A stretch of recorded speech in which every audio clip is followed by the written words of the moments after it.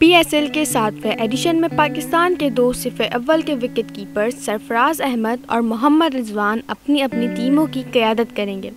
Wicket keeping के बाद कप्तान की मुश्तरका जिम्मेदारी के बायस इन दोनों का टाकरा शायकीन क्रिकेट की तवज्जो का मरकज़ होगा।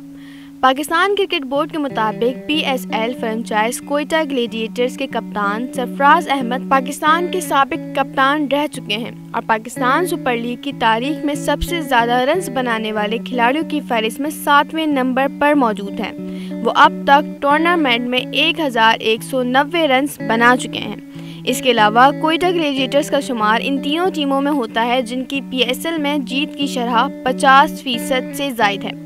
इसी तरह अगर हम बात करें मुल्तान सुल्तान्स के कप्तान मोहम्मद रिजवान, जिन्होंने 2021 में सबसे ज़्यादा T20 इंटरनेशनल रन्स 1326 रन्स बनाए, 119 चौके और 42 छक्के दागे और इसी दौरान उन्होंने इंटरनेशनल क्रिकेट में 1 सेंचुरी और 12 निफ्ट सेंचुरियाँ स्कोर की। दोनों टीमें 7 मरतबा यूनिट में मद्दे मुकाबिल आ चुकी हैं, जहां 4 मरतबा कामयाबी का सहरा कोयटा ग्लेडिएटर्स के सर सजा है। PSL 7 में दोनों टीमें 31 जनवरी को नेशनल स्टेडियम कराची और 18 फरवरी को कजाफी स्टेडियम लाहौर में आमने सामने होंगी। सरफराज अहमद का कहना है कि कोयटा ग्लेडिएटर्स की क़यादत करना इनके लिए हमेशा से खुशगवार तजुर्बा रहा है।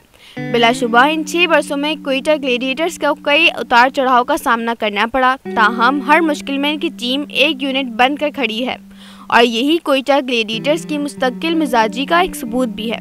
मुल्तान सुल्तान के कप्तान मोहम्मद रिजवान ने कहा कि उन्होंने मुल्तान सुल्तान को गुज़िश्ता साल ही ज्वाइन किया।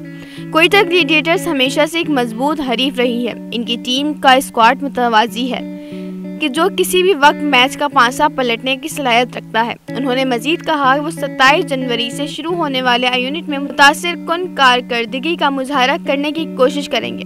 ख्वाहिश है इस एडिशन में गुज़िश्ता साल से भी ज़्यादा बेहतर कारकर्दगी पेश कर सकेंगे। सब्सक्राइब करें और बेल दबाएं ताकि कोई खबर रह न जाए।